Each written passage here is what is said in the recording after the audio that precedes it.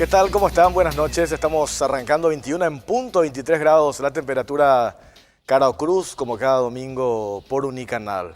Qué semanita la que tuvimos, la que pasó, incluso este fin de semana. Varias interpretaciones, amparos, contraamparos, 46 senadores que se presentaron ayer para jurar, 45 juraron. ¿Qué es lo que va a pasar? ¿Cómo se destraba todo este caos jurídico, constitucional que se instaló?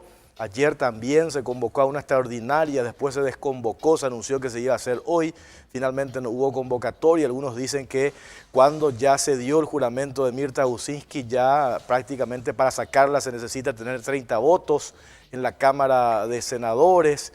Eso vamos a hablar en el primer bloque.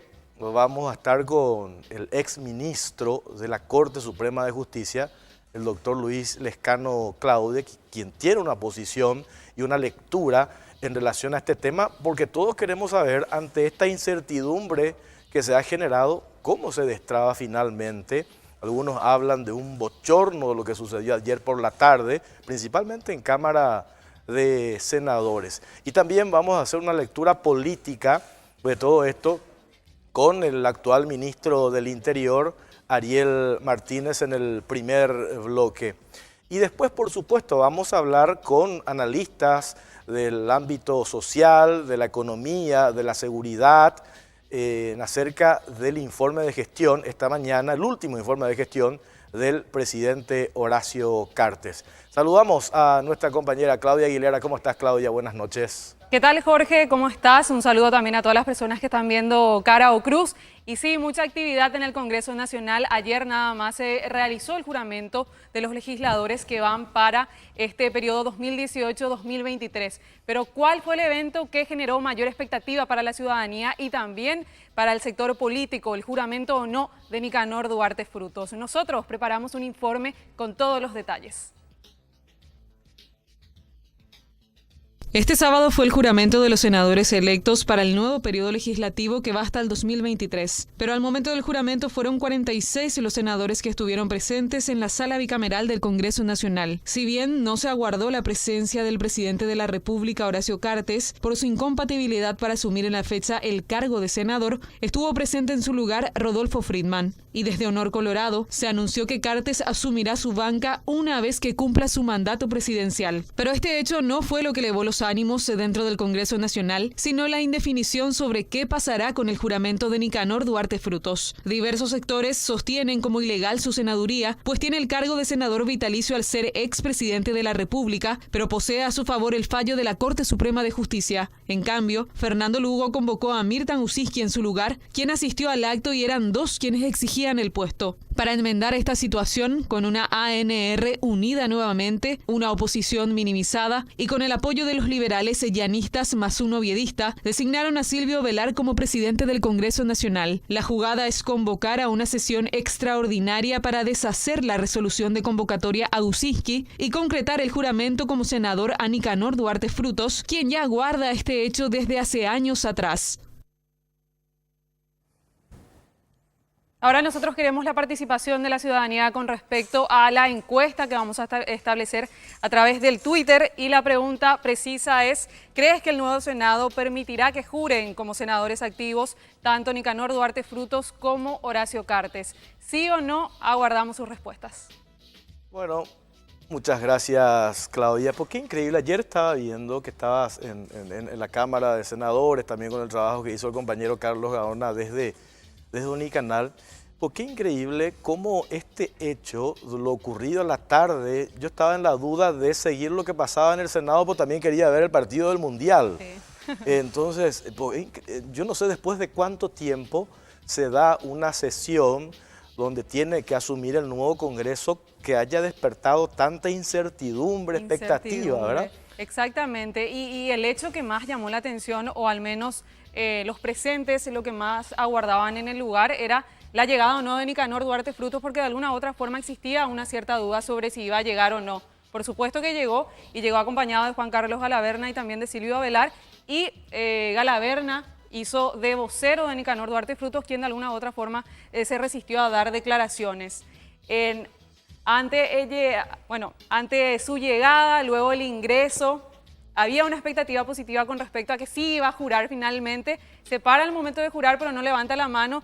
Y bueno, y ese hecho reveló, o al menos desató nuevas dudas con respecto a qué es lo que va a pasar sobre el juramento de Nicanor Duarte Frutos. Ahí está la foto. Sí, lo que pasa es que el presidente del Congreso ayer, Fernando Lugo, ya en este momento, esta fotografía que estamos viendo, ignora el nombre de Nicanor. ¿Cierto? O sea, lee los nombres de los 45, incluyendo la de Mirta Gusinski. Sí, pero ignora el nombre de Nicanor. De hecho, ahí en esa fotografía no está el nombre de Nicanor, están los nombres de todos los 45, pero no está el de Nicanor. Y ahí en el rostro de Nicanor Duarte Frutos no se ve mucha alegría. No, y no es para menos, imagínate, él ya en el 2008 pasó por exactamente lo mismo, ya 10 años está peleando y habiendo, como él dice, porque lo he escuchado en varias declaraciones, pasado por todas las instancias legales como para que él esté plenamente habilitado para que pueda jurar como senador activo. Vino de contramano esta convocatoria que hace el senador Fernando Lugo y también desoyendo lo que había dispuesto una jueza electoral ante esa medida, ante ese amparo que había presentado el viernes por la mañana Duarte Frutos. Entonces, de eso es justamente lo que queremos hablar acá, nada más y nada menos que le tenemos a un ex ministro de la Corte Suprema de Justicia con el nivel del profesor doctor Luis Lescano Claude, para que un poco también él nos abra los ojos y nos diga pues, cómo salimos de, de esta situación. Yo decía hoy en un artículo en La Nación de amparos y contraamparos, ¿cómo salimos de este momento? Doctor Lescano Claude, ¿cómo está? Buenas noches. Buenas noches a ustedes y a la audiencia de este canal. Bueno, es un poco difícil. Tampoco quizás yo tenga una respuesta definitiva sobre el tema, ¿verdad?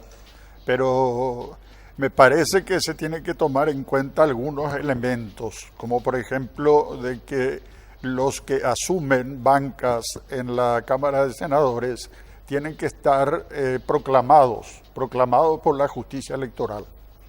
Ese es un requisito sine qua non, claro, para poder asumir una banca en la Cámara de Senadores.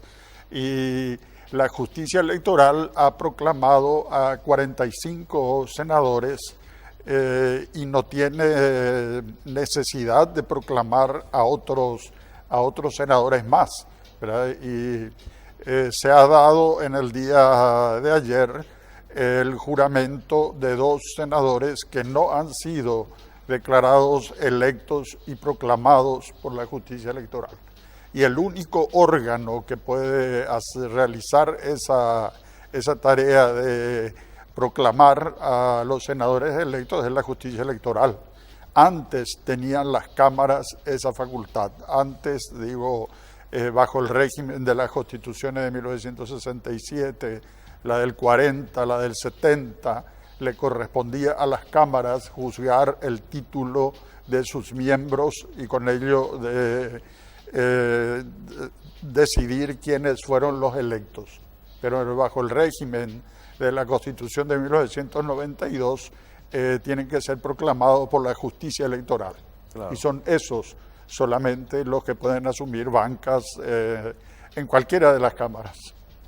Por ello es que cuando se presenta esta denuncia ante la Fiscalía el jueves por la mañana, el viernes por la mañana en realidad, referentes de un movimiento interno del Partido Colorado, Honor Colorado, senadores electos y diputados, en contra del presidente del Congreso, utilizando la figura de la usurpación de funciones. O sea, se arroga atribuciones el presidente del Congreso que en realidad no las tiene.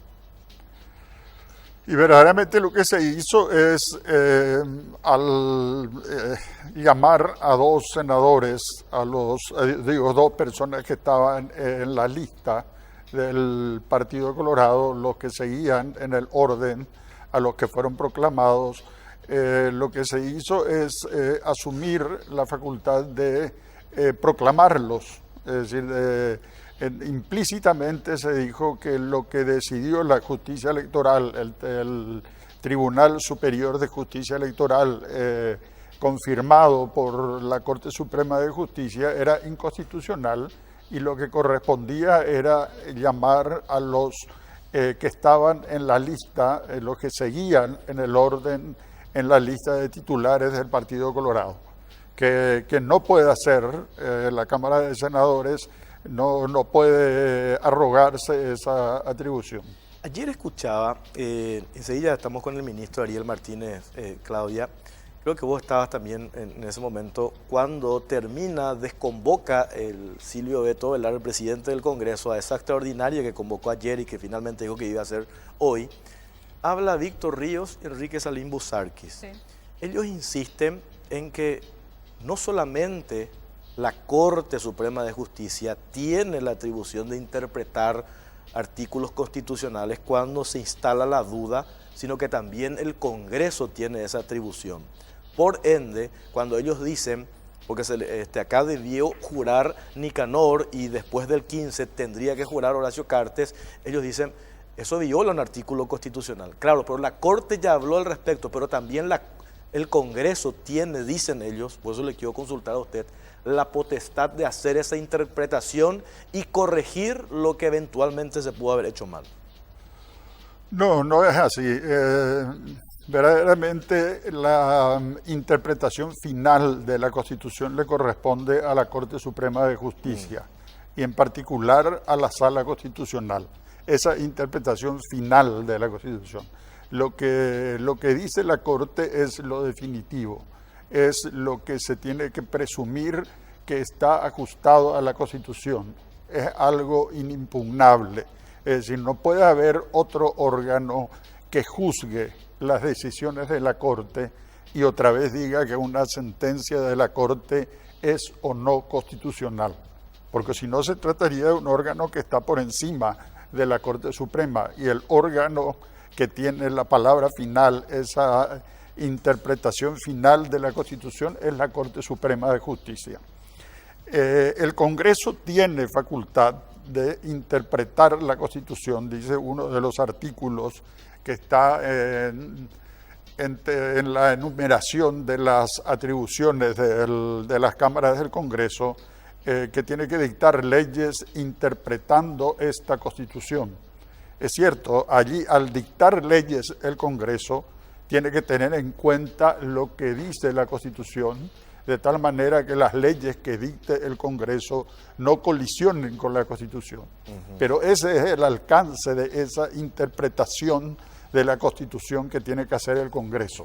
Tiene que tener en cuenta, tiene que interpretar el texto constitucional cuando se está dictando una ley, de tal manera que esa ley no sea inconstitucional, claro, no sea contraria a lo que establece el texto constitucional. Esta es la lectura, ministro Ariel Martínez, jurídica, debatida hasta el hartazgo, y me parece que quien no quiera interpretar o entender cómo funciona esto, ya no lo quiere hacer, y uno supone que podría tener otras motivaciones, políticas principalmente. O sea, la lectura política, el otro día en Radio 1 nos decía el ex senador Marcelo Duarte, constitucionalista, acá podemos darle toda la interpretación jurídica como la que acaba de dar el doctor Lescano Claude. Evidentemente acá hay una cuestión política detrás del tema del juramento, Nicanor Duarte Frutos, Horacio Cartes, y que hoy hayamos visto en la portada de los diarios ese espectáculo bochornoso, por llamarlo de alguna manera. Sí, realmente bochornoso. Y celebro, Jorge, Claudia, la invitación al profesor Lescano Claude. Hemos visto en los últimos días erigirse a cualquiera en el mayor intérprete de la Constitución Nacional. Hemos visto a un ex obispo, a un ex director de la Policía Caminera, a algunos médicos, erigirse en el último intérprete de la Constitución Nacional, cuando claramente, y voy a hacer mención ahí a lo que mencionabas, que ayer los senadores Busarquis y Ríos decían que no es la Corte la única intérprete. Claro que no es la única intérprete, todos interpretamos día a día la Constitución, pero como bien ya aclaró el profesor Lescano Claude, es la última instancia donde se dirime si es constitucional o no un hecho. en cuanto a la posibilidad de ser electos del presidente Cartes y del expresidente Nicanor Duarte Frutos, ya se ha discutido en todas las instancias y está la última palabra. Yo ni siquiera quiero volver sobre el tema. Sí me gustaría, porque acá ha explicado claramente el profesor Lescano Claude lo ocurrido ayer. Lo que realizó ayer el senador Lugo es una barbaridad. Acá se quiere explicar todo dentro de lo político y lo político no es un ámbito que está sin reglas, que es donde uno puede hacer lo que quiere, que está por sobre el resto de los mortales. No, es una tierra de nadie. Nosotros los paraguayos hemos sufrido mucho hace poco nomás cuando un expresidente uruguayo decía lo político prima sobre lo jurídico, cuando se trataba lo del Mercosur y todos salíamos casi a cortarnos las venas, y hoy acá internamente no es una tierra de nadie lo político está sometido a lo jurídico y más en esta clase de temas. Yo quiero a gente que tanto se llenó la boca hablando del respeto a la Constitución. El artículo 187 es clarísimo, habla de la elección y de la duración de senadores y diputados, y en el tercer párrafo dice: las vacancias definitivas o temporarias de la Cámara de Diputados serán cubiertas por los suplentes electos en el mismo departamento, y las de la Cámara de Senadores por los suplentes de la lista proclamada por la justicia electoral. Esto que estoy leyendo del artículo 187 de la Constitución Nacional, tal cual. Lo que hizo Lugo es una barbaridad y merece estar preso. Así que la denuncia que se realizó el viernes, espero que los fiscales le den la importancia que corresponde, que soliciten el desafuero, porque es una barbaridad. Se ha discutido en todas las instancias ya judiciales, se ha realizado un amparo judicial donde lo compelía a actuar de cierta manera, y él se pasó todo ello por no sé dónde, y ayer faltó al respeto a eso, y eso es gravísimo. Se declaró SOO el Estado de Derecho en el Paraguay, y eso es gravísimo. No lo vimos nunca en estos últimos 30 años de democracia que estamos viviendo, y es muy grave, y realmente quienes cometen este tipo de hechos merecen estar presos. A mí me parece importante puntualizar sobre esto que dijo el doctor Lescano Claude, porque inclusive con el acompañamiento que hace, por la interpretación que tienen algunos medios de comunicación también, como que Fernando Lugo o el presidente del Congreso o el Congreso en general sobre la figura de Lugo corrige, entre comillas, corrige lo que la Corte hizo mal. Por eso es que yo le insistía en la pregunta anterior, ¿hasta qué punto se puede utilizar ese argumento de que un órgano o uno de los poderes también del Estado, en este caso el Congreso, se tome esa atribución, la de corregir lo que algunos interpretan que la Corte hizo mal? Y la supuesta corrección tendría que ser que la justicia electoral proclame como electos a los que asumieron las bancas. Pero la justicia electoral, ¿por qué tiene que proclamar si hay 45 senadores declarados electos y que fueron proclamados por la justicia electoral? No se produjo ninguna vacancia que haga necesaria la proclamación de otro de la lista del que siga. Podría ser en el caso de que efectivamente se produzca la imposibilidad de uno de los electos y proclamados de asumir su banca, ya sea por muerte, por renuncia, por inhabilidad física o mental. Entonces sí, la justicia electoral tendría que proclamar al que sigue en el orden para que asuma la banca. Pero en este caso no existe eso. En el caso del presidente Cartes existe una incompatibilidad temporal, ¿verdad? De ahora, del 1 de julio hasta el 15 de agosto. Pero esa es una incompatibilidad temporal. Entonces tendría que haber asumido el suplente, porque un suplente puede estar, ¿verdad?, por un tiempo limitado, o a lo mejor, puede asumir definitivamente, pero en este caso asumiría por un tiempo limitado y luego sale.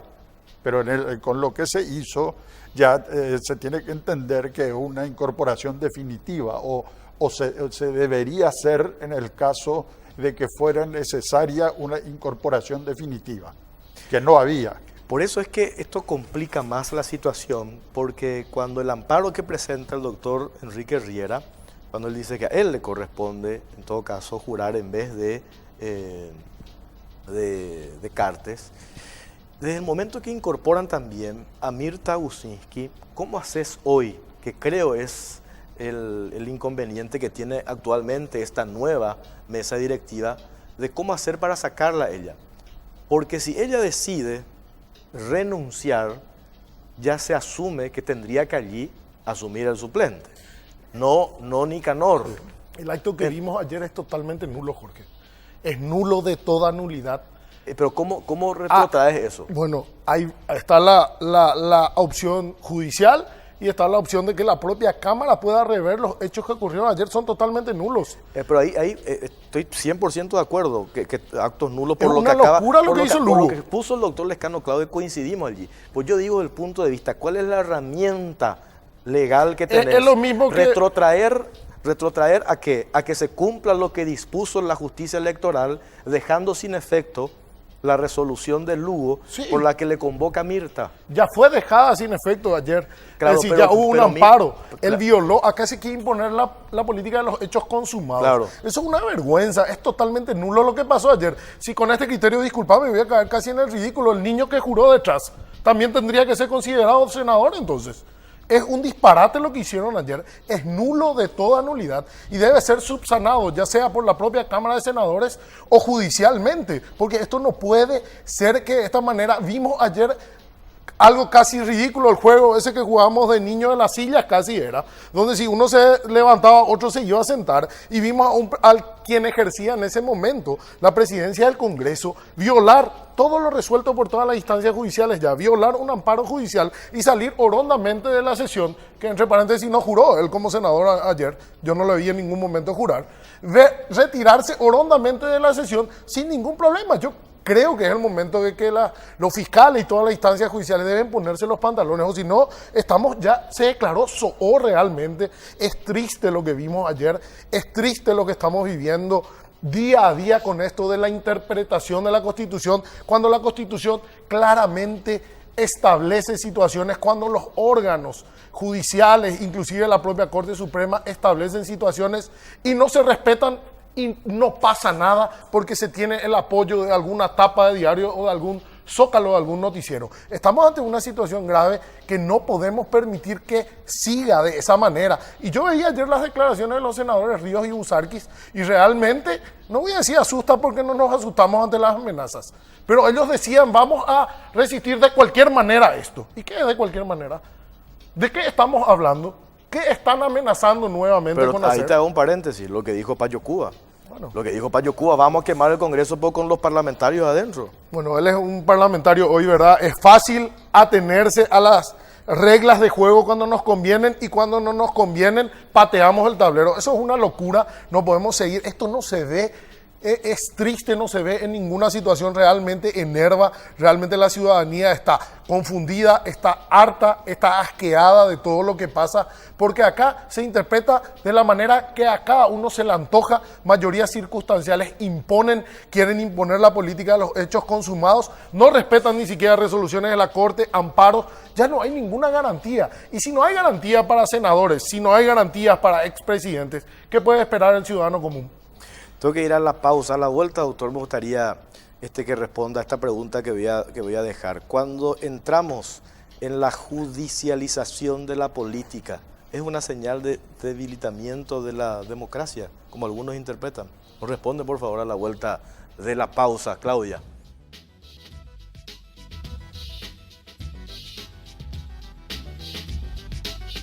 Vivía el Mundial Rusia 2018, llegaron las pelotas oficiales del evento global de fútbol más grande del año.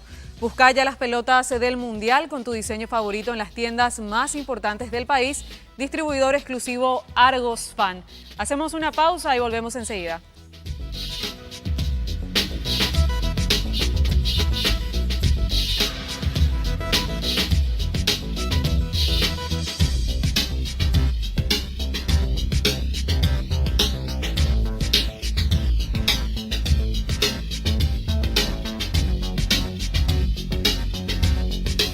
Seguimos Seguimos en Cara o Cruz y ya más de 120 personas están opinando con respecto a la pregunta que establecimos a través del Twitter. ¿Crees que el nuevo Senado permitirá que juren como senadores activos Nicanor y Cartes? Un 52% dice que sí y un 48% de la gente que está participando dice que no. Nosotros dejamos habilitada esta encuesta y pueden participar a través de @CaraOCruzPI y también con el hashtag COCPI para las opiniones, Jorge. Bueno, Claudia, muchas gracias. Acá me pone un doctor que le consulte, antes de ir a la otra pregunta que planteé. Cuando Fernando Lugo ayer toma juramento a los senadores, dice, juran los senadores electos y proclamados. Él, En la fórmula. En la fórmula. Él menciona eso. Y sin embargo, Mirta Usinski y Rodolfo Friedman no fueron proclamados. No. ¿Qué es lo que usted dice? Sí, sí. Entonces, la pregunta es, ¿esto anula todo? Y yo entiendo que solamente pueden jurar si es que están proclamados por la justicia electoral. Esa es la única situación en que pueden jurar y asumir su banca, su correspondiente banca en el Congreso, en el Senado en este caso. Y lo otro, convengamos que la sala constitucional, que usted dijo hace rato, que es la que tiene la última palabra, y usó un término, es inapelable, ¿cómo dijo? Es inimpugnable. Inimpugnable, ¿verdad? Inimpugnable, lo que ya decide la sala constitucional. Puede darse de que esa sala constitucional pudo haber cometido errores, por supuesto. Supongamos que lo haya hecho.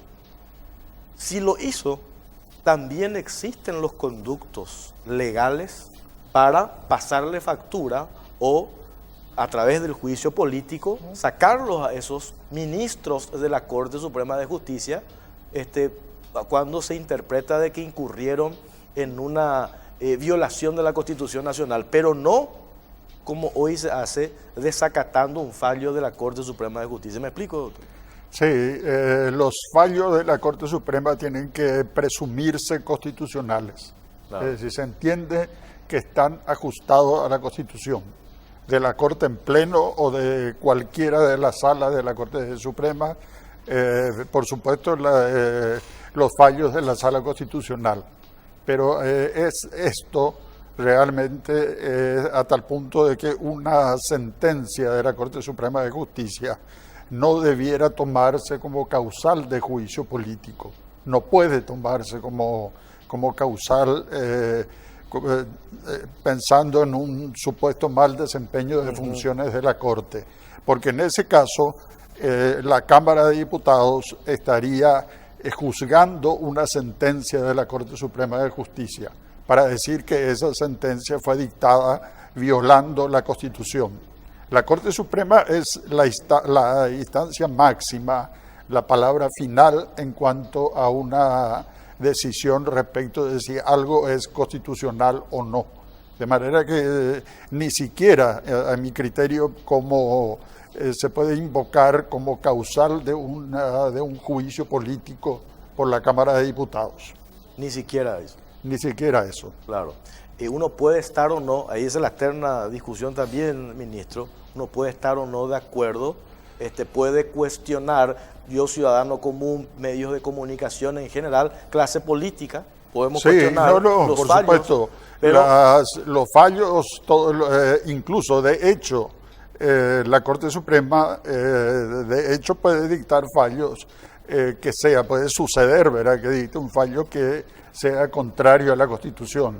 Pero eso se puede discutir en un ámbito académico, en un ámbito político, pero no se puede decir que esa sentencia no va a ser cumplida por ser inconstitucional, porque tiene que haber un órgano que diga que esa sentencia es inconstitucional y que por eso no cumplimos.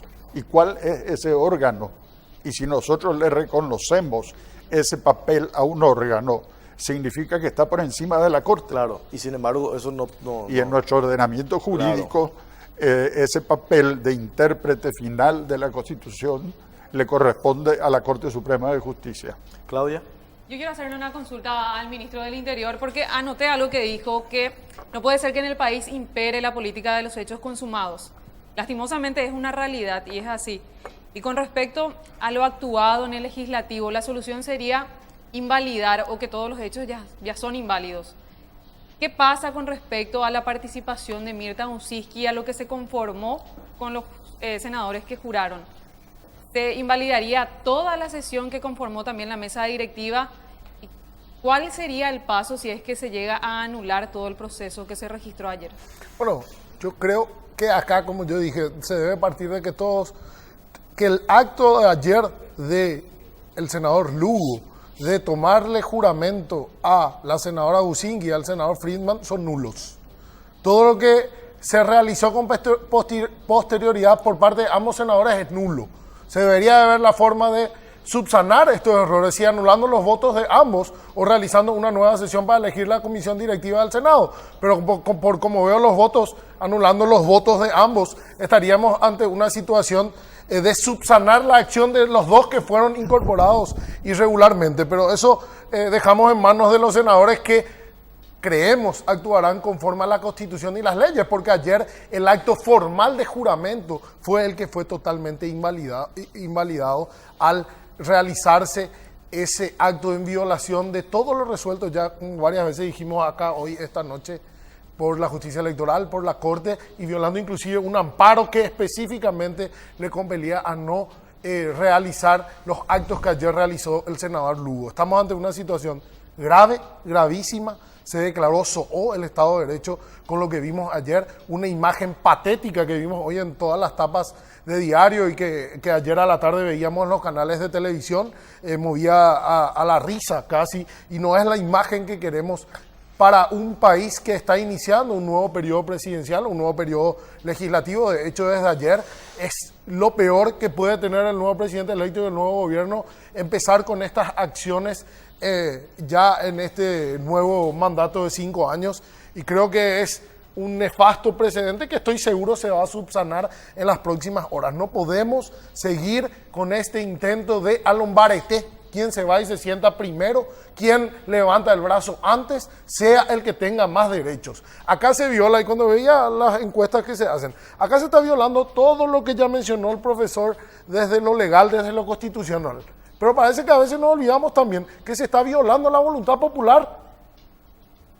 Fueron electos Horacio Cartes y Nicanor Duarte Frutos, fueron electos senadores. Se pasó todos los filtros, se impugnó cuando se tenía que impugnar, pero finalmente se resolvió que podían ser senadores y se los eligió. No puede ser que una persona se erija con posterioridad en un superpoder y deje de lado los actos que ya fueron resueltos por la justicia. Es gravísimo lo que pasa, y con las imágenes jocosas que veíamos ayer parece que eso se atenúa inclusive, y como tiene muchos defensores también este accionar, pareciera ser que es todo discutible cuando claramente es un acto gravísimo. Sobre todo porque la posición, y eso decía el otro día el doctor Carlos María Lubetic, un experto en cuestiones electorales, Lugo, incluso el presidente del Congreso en este caso, asume el rol del gran elector. Sí. ¿Verdad? Sí. Porque finalmente yo decido, este jura, este no jura. Por lo que hablábamos al inicio, cuando no está en su atribución, y por eso se habla de la figura de la usurpación de funciones que no le corresponde, ¿verdad? Imagínate cuando mencionaba, Jorge, discúlpame que te interrumpa ahí, la defensora general, la anterior, fue destituida porque nombró 2 defensores públicos, vía juicio político inclusive creo, o no, por el jurado de enjuiciamiento, no recuerdo por qué órgano, pero fue destituida por designar 2 defensores públicos violando el proceso. Acá ayer Lugo designó 2 senadores porque a él se le antojó, porque los 2 senadores que estaban ahí no fueron proclamados, ni fueron proclamados electos por la justicia electoral y el artículo 187 que acabo de leer. Es clarísimo. Es muy claro. Pero aparte había órdenes que le decían no podés hacer eso, hizo igual. ¿Dónde estamos? Doctor, lo que le decía hace rato, la judicialización de la política es una señal, un síntoma de debilitamiento de las instituciones. Bueno, yo creo que en un Estado de Derecho el ejercicio del poder político está sometido, está juridizado. ¿verdad? Entonces, creo que hay una serie de situaciones en que se tienen que someter a la decisión de un órgano jurisdiccional, especialmente en cuanto a verificar si ese ejercicio del poder político está ajustado a la ley, es decir, a la Constitución y a lo demás del ordenamiento jurídico de un Estado. Necesariamente en un Estado de Derecho puede haber casos en que se judicialicen determinadas situaciones de carácter político. Quizá no sea lo más conveniente que sea muy frecuente ese sometimiento de cuestiones políticas a los órganos jurisdiccionales. O por lo menos lo que se tiene que pretender es que los órganos jurisdiccionales y en particular la Corte Suprema de Justicia sea un órgano absolutamente independiente, que pueda decidir de acuerdo con lo que establecen la Constitución y la ley, y no teniendo en cuenta criterios de otra índole, particularmente criterios políticos, pretender favorecer a tal o cual sector político, sino que creo que lo fundamental en cuanto haya judicialización de cuestiones políticas es que el órgano jurisdiccional, Corte Suprema en particular, sea un órgano totalmente independiente. No recuerdo cuál es la posición que usted tiene por la interpretación en relación al artículo constitucional que hace referencia a los expresidentes de la República serán senadores vitalicios. ¿Usted qué interpreta eso? Yo creo que indica una situación futura. ¿Verdad? La forma verbal serán indica que los expresidentes electos democráticamente van a ser senadores vitalicios, siempre que no hayan sido sometidos a juicio político y separados del cargo.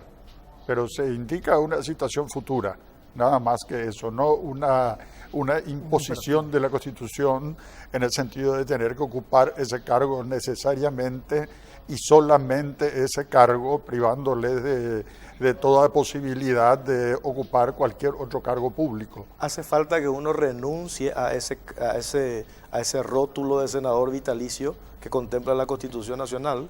Yo creo que el aceptar la postulación como senador activo ya lleva implícita la renuncia a la senaduría vitalicia.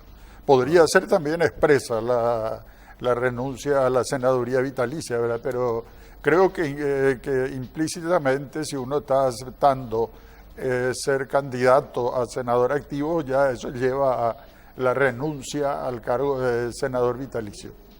¿Cuándo llegamos a este escenario, ministro? O sea, ¿por qué llegamos? Porque acá veo los mensajes impresionantes, la gente dice, el artículo constitucional que hace referencia a los expresidentes de la República serán senadores vitalicios. Eso se tiene que defender a rajatabla, cueste lo que cueste, y ya no resiste otra interpretación. Entonces ¿cómo enfrentamos eso? Voy a ser hasta un poco atrevido, metiéndome en la dogmática constitucional, teniéndole acá al profesor Lescano Claude. Pero hay varias maneras de interpretar la Constitución, y lo que está diciendo la gente no está conforme con ninguna de las interpretaciones. La interpretación literal, cuando dice serán, se refiere, como claramente ya dijo, al futuro. No es un imperativo. Si hubiese sido un imperativo, tenía que decir deberán ser o alguna otra fórmula que dé una orden. El serán se refiere al futuro. Y hay otro tema de los que nos olvidamos día a día, la interpretación histórica. ¿Por qué sale la figura de esta senaduría vitalicia? Recuerden que en la Constitución del 91 se impedía la reelección y estaba el general Rodríguez como presidente, y se armó un escándalo de proporciones, donde inclusive salieron algunos constitucionalistas de la época a decir que la palabra de un soldado vale más que 1000 leyes, te recordarás. Y hubo todo un debate en cuanto a eso, y se buscó aplacar, hasta si se quiere, esa furia que se generaba en el presidente de ese entonces, porque se le cortaba la posibilidad de reelección, y salíamos de un gobierno autoritario de 35 años donde las reelecciones eran habituales y eran bastante cuestionadas las elecciones, y veíamos que se le da ese cargo honorífico, ese privilegio a quien ejerciera la magistratura, la primera magistratura en democracia, y se le proveía de fueros para que no sea después atacado de cualquier manera luego de finalizado su periodo. Se dio ese cargo honorífico ante la imposibilidad de la reelección como una forma de proteger a quienes ejercían su cargo durante 5 años en democracia. Y hoy se quiere dar vuelta en contra del sentido común, hasta si se quiere, que la senaduría vitalicia es una imposición y una obligación, con lo que conlleva la muerte política del ciudadano que haya ocupado la primera magistratura. Es una locura. No se ajusta a la interpretación literal, porque se refiere al tiempo futuro, conforme a la Real Academia. No resiste a la interpretación histórica, porque eso se había dado como un privilegio, y resulta ser que acá se quiere instalar que ni siquiera se puede renunciar a un privilegio, que entre paréntesis es totalmente antirrepublicano, porque un cargo vitalicio es lo menos republicano posible. Y acá, cuando hay gente que renuncia y quiere volver y ejercer otros cargos en la vida política, le dicen, no, un momentito, vos estás muerto políticamente, solo podés ser senador vitalicio. Viola todas las formas de interpretación jurídica y viola, por sobre todas las cosas, el sentido común. Lastimosamente acá las voces, y hay algunas voces que tienen un feroz altavoz en algunos medios y se imponen por la repetición y por la fuerza de esos altavoces, terminan siendo creídos por muchas personas en su buena fe. Y también lo que dije varias veces ya acá, se deja de lado lo más importante en una democracia, que es la voluntad popular. Acá hubo elecciones, acá hubo fallos ya de la justicia que decidieron esta situación, no ahora, hace 10 años, cuando se candidataba Nicanor Duarte Frutos, y ahora que se vuelve a candidatar, y también el presidente Cartes. Así que es muy grave lo que pasa en nuestro país, es muy grave en cuanto al funcionamiento de las instituciones, es muy grave en cuanto al Estado de Derecho, y es muy grave en cuanto a una democracia. A mí me sorprende de ciertos sectores que siempre han reivindicado la participación popular, que siempre han reivindicado la democracia, que hoy se presten a esta violación a todos estos principios que mencionamos. Pero lastimosamente es un comportamiento que vemos repetirse continuamente contra líderes que son populares, especialmente del Partido Colorado. Han pasado por esto el doctor Argaña, ha pasado por esto Lino Oviedo, y últimamente ha pasado Nicanor Duarte Frutos, y hoy les duele en el alma, lastimosamente, a algunos paraguayos, que el presidente Horacio Cartes haya hecho la presentación que hizo esta mañana mostrando todos los logros de su gobierno, y la mayor crítica que le hicieron fue si vive en un país de maravillas, pero nadie le pudo decir que una sola de las cosas que dijo en su informe de gestión es mentira. Así que si esa nomás es la crítica, están buscando otra forma de dejarle afuera a un líder que tiene el apoyo de la gente y que fue votado y que fue el senador más votado.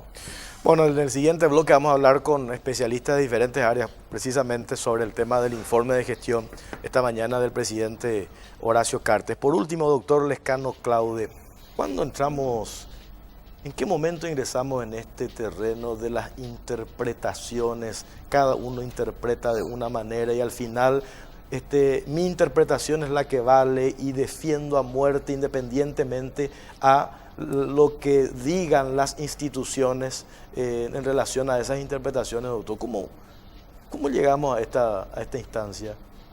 Bueno, yo creo que la explicación de todas estas cuestiones supuestamente constitucionales, jurídico-constitucionales, tienen un trasfondo político, un trasfondo de enfrentamiento entre grupos económicos, entre corporaciones, entre fundamentalmente, o por lo menos 2 o 3 grupos o corporaciones económicas y el sector económico que representa el actual presidente.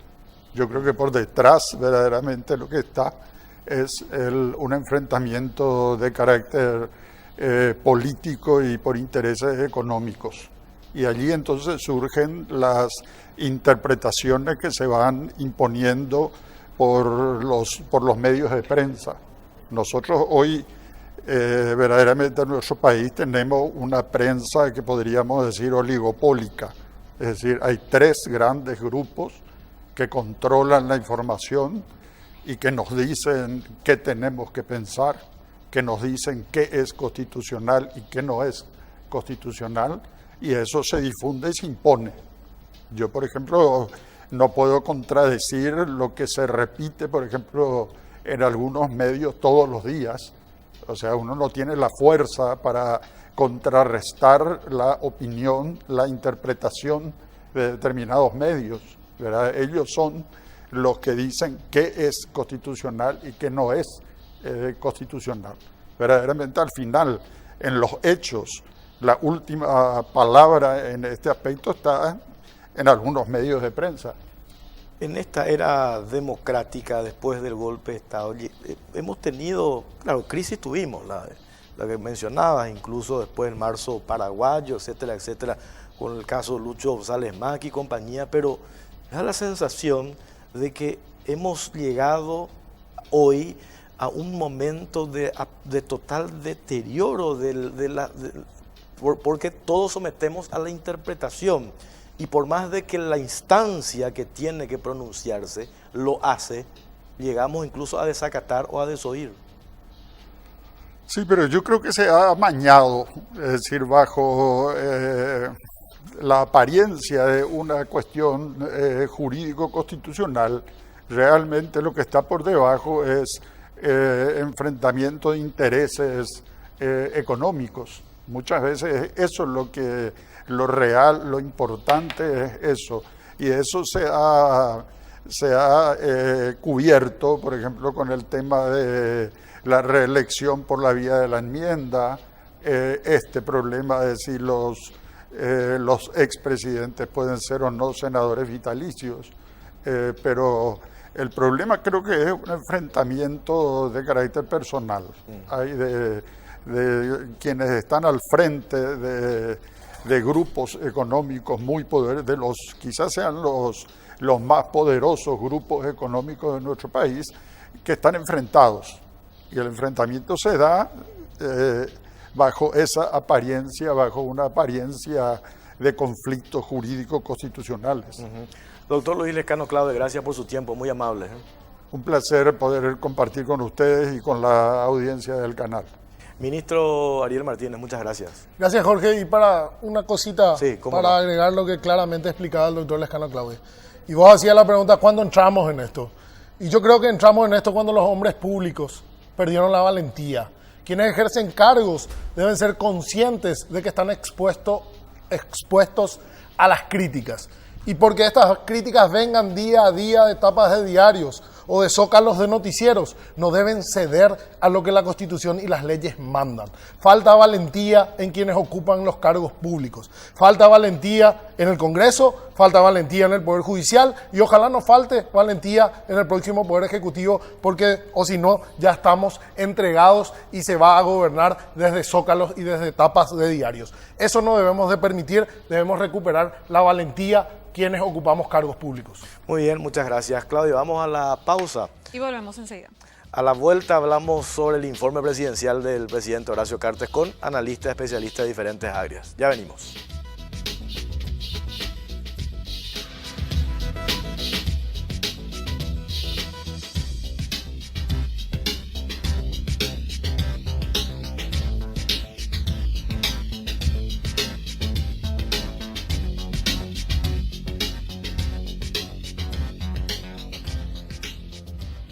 Las tarjetas de crédito del Banco Basa te dan estos beneficios. Los lunes tenés 5% de descuento en todas las estaciones de servicio.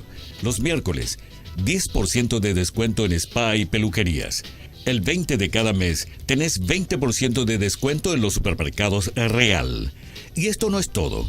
Además, podés retirar adelantos de efectivo de cualquier cajero automático hasta 6 cuotas sin intereses. Y si pensás viajar, hacelo con Gol, al destino que quieras con 18% de descuento hasta 12 cuotas. Si todavía no tenés tu tarjeta de crédito o para conocer las bases y condiciones, ingresa a www.bancobasa.com.py o llama al 618-7070. Banco Basa, Banco Oficial de la Expo 2018. seguimos en Cara o Cruz y queremos hacer un corte con respecto al tema que estábamos tratando, el juramento de Nicanor Duarte Frutos y también Horacio Cartes. Y con respecto a la encuesta que establecimos a través del Twitter, ¿crees que el nuevo Senado permitirá que juren como senadores activos Nicanor y Cartes? Un 54% de la gente que participó en la encuesta cree que sí y un 46% cree que no.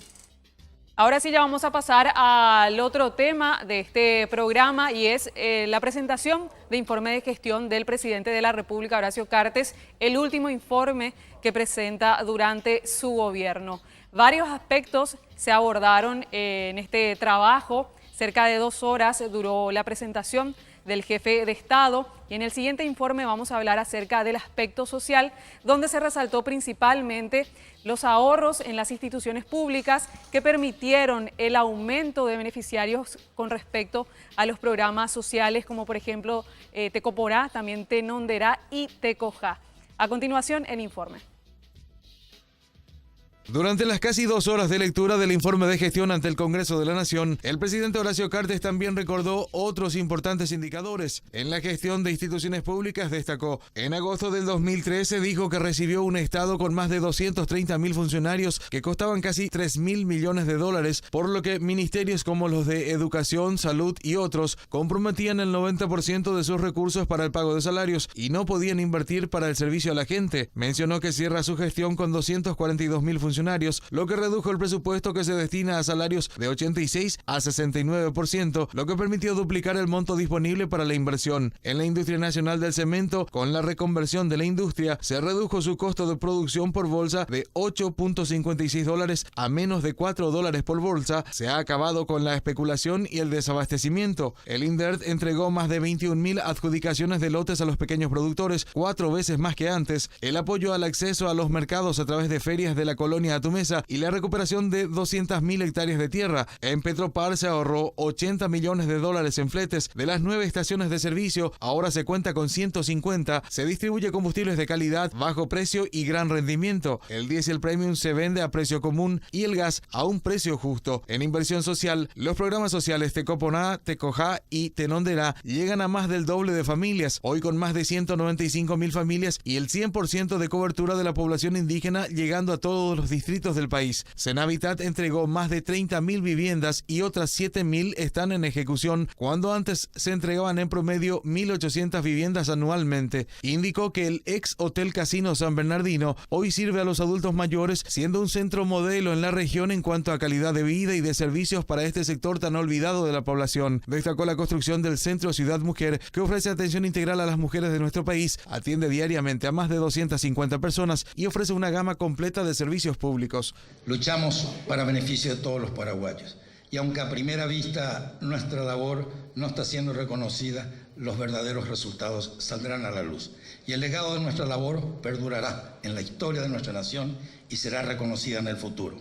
Preservemos nuestros ideales. Lo único que da prestigio y genera confianza son las cosas bien hechas, con honestidad de propósito. Más allá de los aciertos y los errores, y si hemos cometido errores porque somos seres humanos, pero hemos tomado siempre y sin dudar el difícil camino de las decisiones correctas. El presidente Cartes finalizó su informe diciendo que debería estar orgulloso, satisfecho y hasta feliz con estos resultados, pero que no es así, porque la gente tampoco está satisfecha, porque nadie juzga a un gobierno por las estadísticas de gestión. La gente juzga por sus necesidades y el déficit acumulado en más de 30 años de desidia y clientelismo es tan grande que necesitamos años de gestión para resolver las urgencias de la gente. Bueno, recordamos a la teleaudiencia que también estamos a través de Radio 1650 AM, la primera del dial, para seguir también lo que vamos conversando en el programa. Y tenemos otra encuesta también para la gente que está en Twitter, @CaraOCruzPI. ¿En qué ámbito crees que el gobierno de Horacio Cartes se destacó en estos 5 años? Primera opción en el aspecto social, económico, seguridad y otros. Ya queda habilitada la encuesta entonces, Jorge. Muy bien, Claudia, muchas gracias. Acá se da, si no nos ven, nos escuchan. Si no nos ven nos escuchan en Radio 1, es así. Bueno, en Guzmán Ibarra, analista político y social, ¿cómo le va? Buenas noches. Muy buenas noches, Jorge, Claudia, los compañeros, un saludo a la audiencia. Muchas gracias por la invitación. Comisario Roberto González Cusquejo, ¿cómo está, comisario? Buenas noches, es un placer estar con ustedes y Saludos a la audiencia. Stan Cano, analista económico. ¿Cómo ¿Qué estás? tal, Jorge? ¿Cómo te va? Buenas noches. Hace presentación. Claudia, ¿cómo le va? También a Clary, que está en reposo. Bueno, a toda la audiencia, bueno, muy buenas noches. José Carlos Rodríguez Alcalá, ¿es así? Sociólogo. ¿Cómo está, doctor? Bien. Muy buenas noches. Bueno, a ver con quién arrancamos, Claudia. Y vamos a hablar del aspecto social. ¿Qué te parece si empezamos con el sociólogo? Sí, vamos a arrancar con José Carlos. ¿Por qué se instala el tema del país de maravillas? Todos los informes presidenciales. Yo digo, pero es obvio, ¿quién es el presidente? Independientemente de quién sea el presidente de la República. ¿Quién es el presidente de la República que se va a ir y va a decir, no hice tal cosa, dejé hacer lo otro, fui malo? O sea, vale, ¿verdad? Aprovechar ese momento para puntualizar y señalar en destaque lo que uno hizo, José Carlos. No, pero esto lo que indica es otra cosa. Indica una falta de credibilidad. O sea, este gobierno, hay que decirlo, es así, sale con poco prestigio. O sea, eso no es una crítica a lo que él hizo, pero la mirada es muy clara. La mirada es enormemente crítica en relación a su gestión gobernativa, que en muchas cosas es positiva, ¿verdad? La cuestión de temporada que estaban mencionando acá se ha aumentado, y eso ayuda a que la gente más pobre del Paraguay no esté en una situación desesperada, o sea, no se reproduzca la pobreza generacionalmente, ¿verdad? En ese sentido positivo. En salud no se avanzó, ¿verdad? En cuestión campesina no se avanzó. Seguridad no tenemos muy buenos resultados. Y hay muchos campos en obras públicas. Se hicieron muchos más caminos, carreteras, evidentemente, ahí sí se gastó plata y hay eficacia. Pero lo que termina siendo como cuestionado o sospechoso o poco aceptable o aceptado por la gente es como que una persona que sea tipo Trump, un magnate, ¿verdad?, que quiera como quedarse con más poder de lo que corresponde a un presidente. Yo creo que esa es la sospecha principal con la cual gobernó el presidente. Yo digo, ¿cómo es que porque la manera más objetiva de comparar resultados son los números? Entonces uno agarra, pone números de gobiernos anteriores y hay una diferencia, no ser que después hagamos el chequeo y corroboremos si los datos son reales o no, pero supongamos que lo son. Hay una marcada diferencia en relación a lo que se hizo. Pero ¿cómo es que esos números nos dicen una cosa positiva, a diferencia de otros gobiernos? Hoy tenemos esa percepción, José Carlos, de que decir que no se ha hecho bien las cosas, de que sale de mala manera en estos 5 años.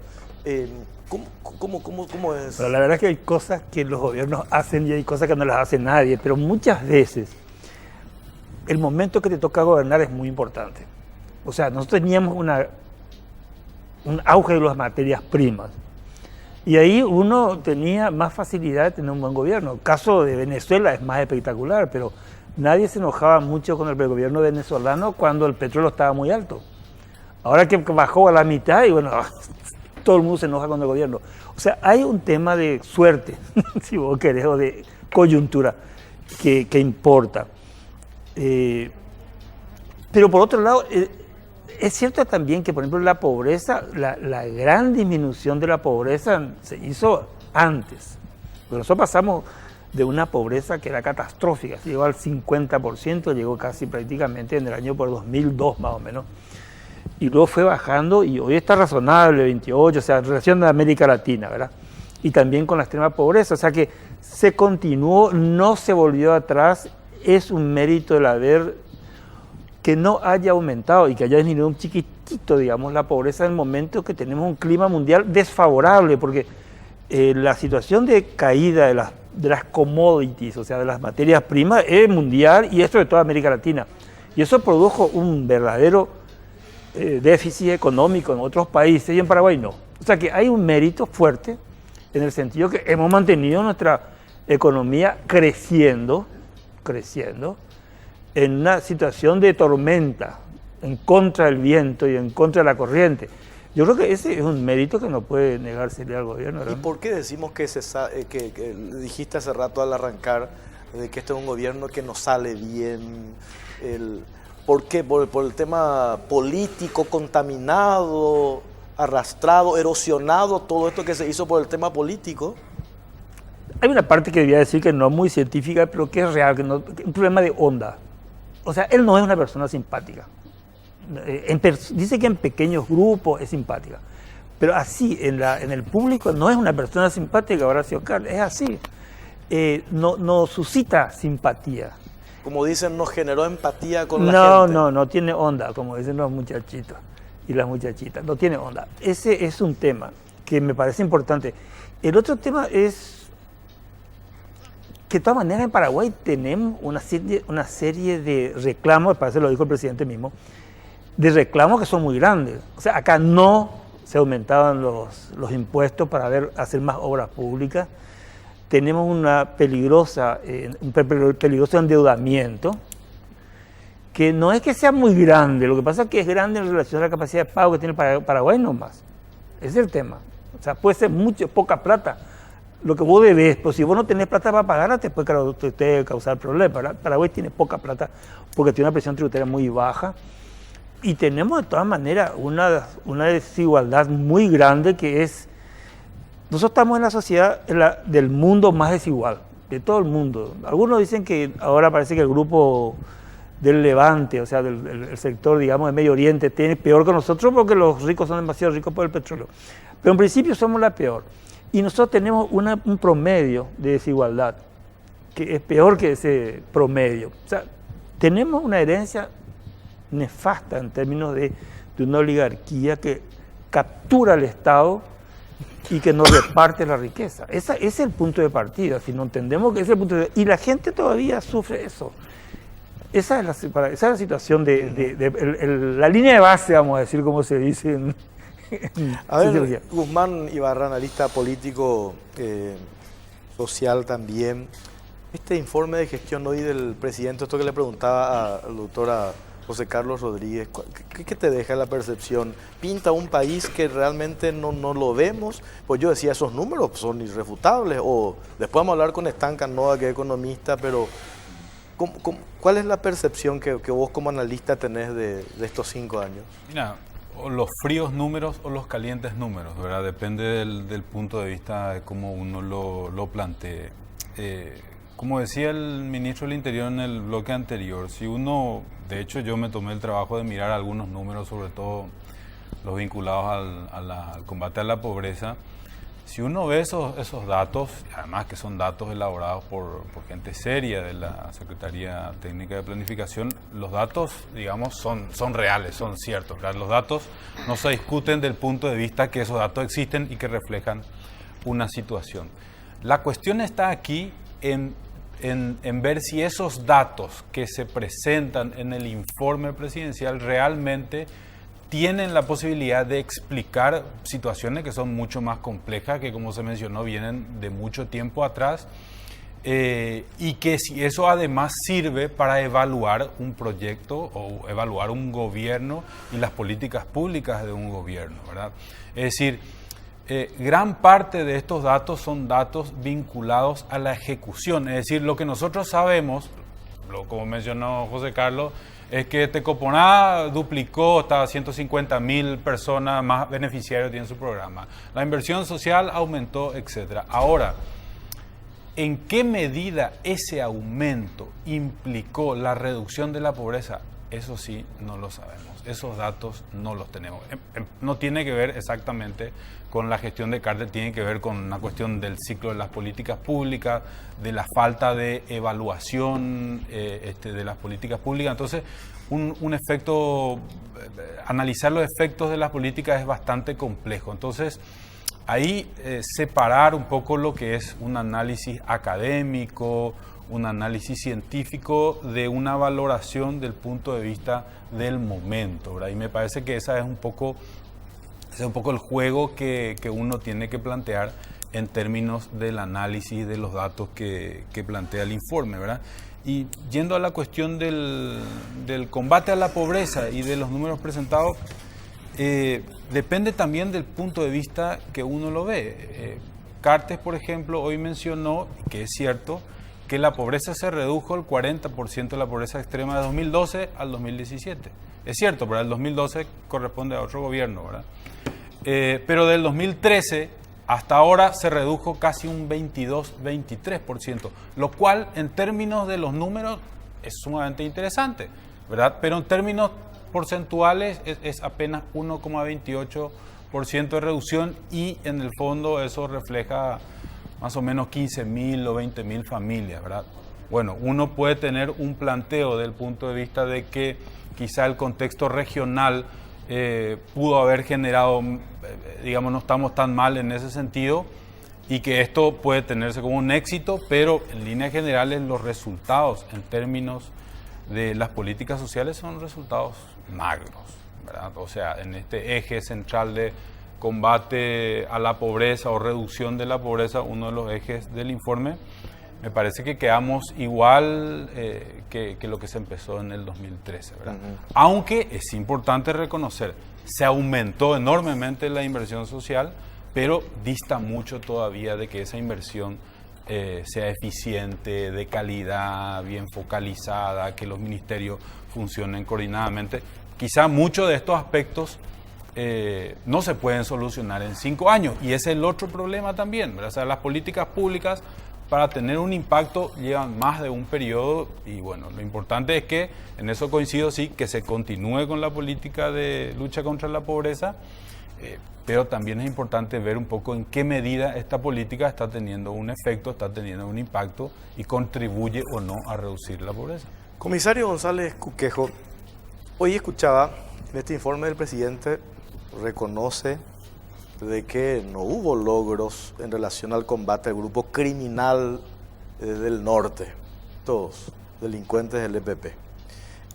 Pero sin embargo, se crea un grupo, una fuerza de tarea conjunta que está haciendo frente, quizás con resultados que se puedan dar a largo plazo. Pero aparece el grupo Lince, que convengamos, goza de la confianza de la ciudadanía y como que la aparición del grupo Lince oxigena a todo el tema en materia de seguridad y uno puede concluir, y ahí va la pregunta, avanzamos, mejoramos, retrocedimos en materia de seguridad. La seguridad se mide con resultados y con números. Ahí no hay para mentirnos. Y yo creo que hay que historiar un poco cómo comienza el trabajo de la inseguridad, es decir, cómo comienza la inseguridad y el trabajo para revertir esa situación. Cuando el señor Nicanor Duarte Frutos entrega su poder, entrega una policía con con la credibilidad más alta de la sociedad, con el 72% de credibilidad tenía cuando entrega el poder el doctor Nicolás. La policía tenía esa credibilidad. El 72%. Y comienza el gobierno de Lugo y el primer decreto después de la firma del nombramiento de los ministros fue la derogación de la ley en donde se creaba los grupos vecinales para el trabajo con la Policía Nacional. ¿Y qué generó ese grupo? Ese grupo generó la participación ciudadana de manera efectiva en la elaboración de planes, proyectos y control efectivo de la seguridad ciudadana. Participaban ellos permanentemente en esa actividad y generó un ambiente totalmente aceptada por la sociedad. ¿Y qué generó eso de que la sociedad le tenía controlados a sus agentes? Y peleaban por sus agentes, porque la acción policial, la función policial, es extremadamente sensible. Y no podemos negar de que hay influencia de la política en las acciones policiales. Y con esas actividades sociales se controlaba bastante bien. ¿Qué pasó después? Después se tomó, a los 100 días de gobierno, la primera evaluación de la sociedad en relación a la efectividad de los ministerios. El Ministerio del Interior a los 100 días ya salió el peor ministerio considerado por la sociedad. ¿Y por qué ocurrió eso? Porque se tomaron medidas en el campo de la estrategia de la seguridad. Se tocó sin considerar las consecuencias. Y se dejó de cumplir las normas que regulan las funciones policiales. Garantizar la vida y los bienes de la persona. Al sacar todas las fuerzas donde estaban los bienes y donde iban las personas, se generó un caos. Y comenzaron los asaltos a bancos, transportadores, a estaciones de las estaciones de servicio. Llegaron a cerrar todas las estaciones, casi todas las estaciones de servicio a las 10 de la noche en Asunción. ¿Eso fue en el qué año? Y eso fue en el 2008-2009. Cuando asumió Fernando Lugo. Asumió Fernando. ¿Por qué? Y porque se retiraron todas las fuerzas de todas esas coberturas, donde habían valores y donde participaba la sociedad en masa. Es decir, dejó la policía de cumplir su función. Y en ese instante llega el índice más alto de la delincuencia. Llega en ese periodo.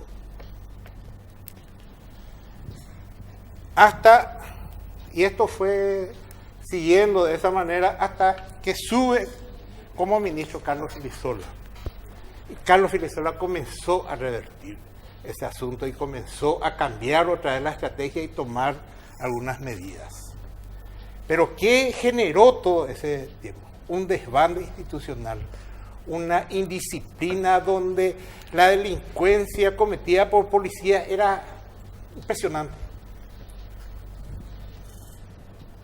Y ahí viene el tema de Curubaté, el asesinato de los policías y de los campesinos que murieron en ese enfrentamiento.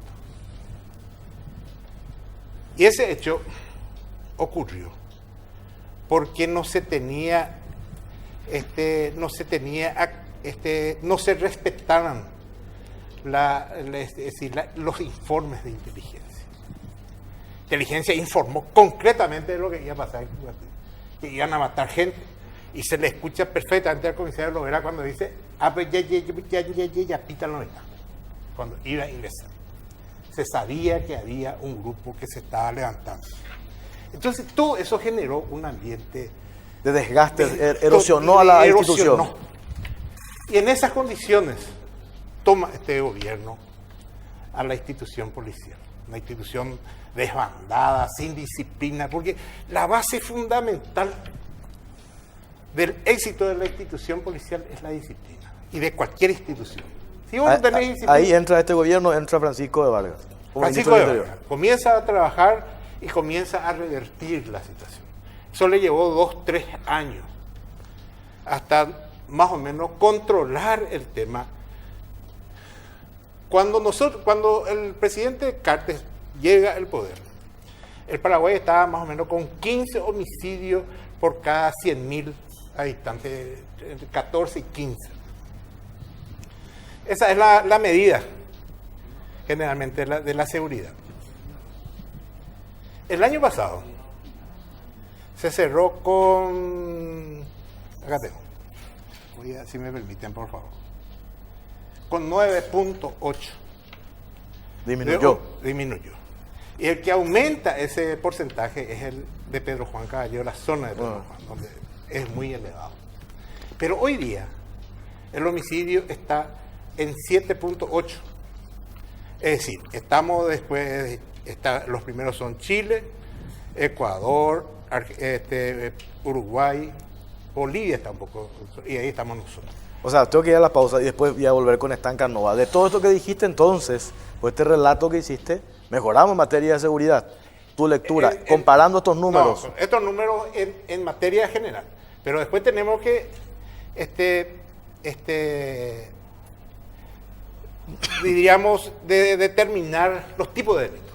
Porque tenemos los tipos de los delitos de callejero, de arrebato, del famoso motochorro, de robo domiciliario. Después tener crimen organizado. Después tener el EPP. Este es el análisis de una realidad de delitos. Pero después vamos a hablar en estos niveles. Dale. Es decir, crimen organizado, EPP y seguridad ciudadana. Vamos a la pausa, a la vuelta venimos con Stan Canoa al tema económico, ¿sí? A la pausa, ya venimos.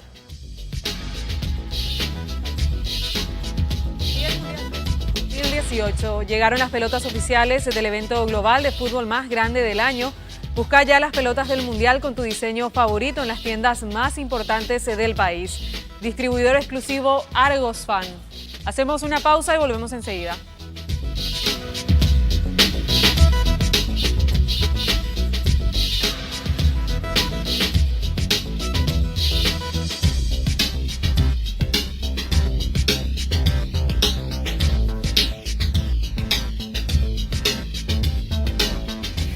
Continuamos hablando acerca de la presentación del informe de gestión del presidente de la República, Horacio Cartes, el último ya de su gobierno, y también sigue vigente la encuesta a través del Twitter. ¿En qué ámbito crees que el gobierno de Horacio Cartes se destacó en estos 5 años? Hablamos primeramente en el sector económico, un 51% creen que es el mejor sector de desempeño. También vamos al 23% en otros. Y en el 22% en el sector social, cree la gente que se destacó, y en un 4% nada más en seguridad. La encuesta va a estar todavía habilitada en Twitter, @CaraCruzPI. Y ahora ya vamos a hablar, Jorge, del aspecto económico puntualmente, y rescatamos un momento del discurso del presidente de la República, Horacio Cartes, donde destaca primeramente el crecimiento económico sostenible del país, también la vigencia de la ley de responsabilidad fiscal y la buena calificación del país para las inversiones. Esto decía Horacio Cartes. Hemos avanzado mucho en crear un nuevo modelo de país. Paraguay ofrece al mundo un nuevo ecosistema para la inversión, con la mejor tasa de crecimiento económico en la región estable, con buena proyección e independencia de los países vecinos, un bono demográfico envidiable y reconocido por su capacidad de trabajo, un marco jurídico fortalecido con nuevos instrumentos, como la ley de transparencia, la ley de responsabilidad fiscal, la ley de seguridad a las inversiones internacionales, el paquete impositivo más competitivo y atractivo de todas las Américas, una infraestructura logística muy mejorada, habiendo invertido en los últimos 5 años más que la suma de los 10 anteriores, y con proyecciones de ser un hub latinoamericano una vez desarrollados plenamente los proyectos de hidrovía, el corredor bioceánico y el corredor de exportación. En el bloque anterior también ya se hacía un adelanto con respecto al desempeño de este gobierno en lo que se refiere a obras, y rescatamos también el momento en el que se trata esto en el informe de gestión por parte del presidente Cartes. Lo que destacó principalmente que es el ritmo de ejecución, que se llevó a $1.000 millones de forma anual, de acuerdo a lo detallado en este informe. Y por otra parte también decía el jefe de Estado un aumento en un 500% en lo que se refiere a la construcción de caminos vecinales. Esto decía Horacio Cartes. Construimos 400% más de puentes en caminos rurales, más del triple de lo que se había hecho en toda la historia y que recibimos al inicio de este gobierno. Esto incluye puentes de hormigón, armado, metálicos y mixtos. En los 10 años anteriores a esta administración, el Ministerio de Obras Públicas y Comunicaciones ejecutaba un promedio menos de $174 millones por año en obras públicas, una cifra irrisoria por ser totalmente insuficiente para por lo menos detener el déficit de infraestructura de un país que crece como el nuestro. Lograr superar esta cifra implicó un gran trabajo de reingeniería de procesos, que hoy nos permite una inversión en infraestructura con un ritmo de ejecución cercano a los $1.000 millones anuales. Bueno, ahora la pregunta va a ir para Stan Canoa, que es, vamos a hablar de la parte económica con él, y con respecto a este crecimiento económico que se resalta tanto de este gobierno. ¿Es cierto o no?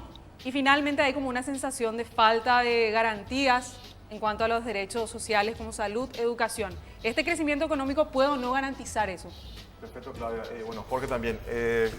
Quiero hacer lo siguiente antes de empezar mi testimonio. ¿Verdad? Voy a hablar, Claudia, Jorge, audiencia, de tantas cosas positivas que yo creo que hizo Horacio Cartes en estos 5 años con todo su equipo de ministros y con todos sus colaboradores, pero también no olvidar la parte negativa, porque también creo que hay que dar un balance con las cosas, ¿verdad? Hice un listado, Jorge, Claudia, audiencia, de los 6 puntos que yo quiero resaltar que fueron cosas muy positivas que el gobierno saliente hizo. Primero, antes que nada, creo que el legado más importante que va a tener Cartes es la transparencia. A lo que él impuso en este gobierno, tuvo varios críticos de su mismo partido en su momento. Se instaló gracias a esa transparencia. La prensa misma pudo también ver ciertos casos de corrupción que luego fueron a la justicia. Hubo gente que fue separada, cosas que fueron, digamos, pilladas, si se puede decir, y eso se traduce en ahorro. Primera cosa. 2, también muy importante lo que hizo Cartes y su equipo, posicionar a Paraguay a nivel regional, a nivel mundial. Que Paraguay sea ya un país mucho más conocido, ya cuando uno viaja afuera, presenta proyectos de inversión, cosa que yo me dedico a hacer eso, y tratar de traer asociados, inversores en Paraguay o buscar también financiamiento. Yo creo que fue algo muy bueno esto de tener posicionamiento, o sea, tener espacio en The Economist, en Forbes, estar invirtiendo en roadshows, o sea, invertir tanto sector público también privado a mi costa, en viajar a varios países, y no para turistear, sino que presentar a Paraguay como marca, como socio comercial importante, y no solamente atraer inversiones, sino que también incentivar a las empresas paraguayas a buscar también invertir afuera para crear esa sinergia económica. ¿Qué más? Esta relación que tuvo también Paraguay de cara a cara con Fitch, Moody's, Standard & Poor's, inclusive con la FED. Me acuerdo que hace 2 meses Carlos Fernández Molina estuvo con el presidente de la FED, eso nunca antes lo oí, y me parece cosas muy importantes, o sea, tener de vuelta a Paraguay de mano a mano con actores internacionales es algo muy importante. ¿Qué más? BCP hizo un trabajo espectacular, yo creo, hizo que nuestra economía esté estable, indicadores macro, por ejemplo. Hablo de inflación, hablo del dólar, se demostró que Argentina y Brasil, por más que estén muy mal, no afecte, tal vez un poquito, pero no tanto como era antes, lo que es la economía nacional. ¿Qué, por ejemplo, puedo dar como a lo real? Hace 2 o 3 meses, ¿qué hizo el BCP? El BCP inyectó más de $300 millones al mercado nacional y eso evitó que el dólar se dispare a 6.000, cosa que varias personas decían que eso iba a pasar y ya entraron en pánico varias empresas, varias instituciones públicas también, y se frenó eso. Cuarto punto positivo del gobierno de Cartes, la inversión extranjera directa aumentó. De varias latitudes del país, del mundo, han llegado a Paraguay. La maquila se fortaleció muchísimo gracias también al trabajo del MIC, como también, no voy a dejar de decir, sector privado. Hablo de la persona Karina Dar, por ejemplo, que es una que impulsó esta figura, y hoy Paraguay está siendo conocido como un país también proindustrial. Hacienda, en su momento con Germán Rojas, luego con Santiago Peña y ahora con Lea Jiménez, trataron de conseguir este ahorro al erario público, de hacer que bajen los niveles de gasto que tiene el país. Cosa que, es una lucha constante, pero sí se mejoró muchísimo eso.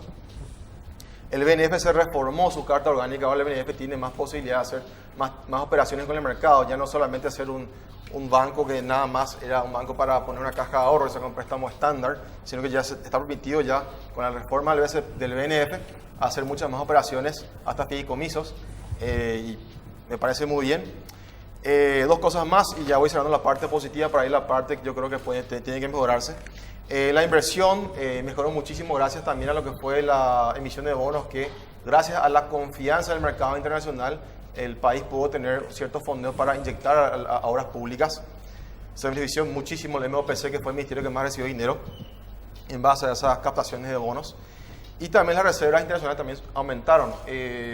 Para que entiendan un poquito de qué nos sirve a nosotros tener mayores reservas. Cuando se nos califica, hablo de Moody's, Standard & Poor's, Fitch, ve como una variable más cómo está la reserva del país para justamente ver si puede manipular un tipo de shock económico que pueda tener. Estamos creciendo en lo que es reserva internacional, así que algo muy importante. También estas instituciones o empresas nuestras públicas, ¿verdad?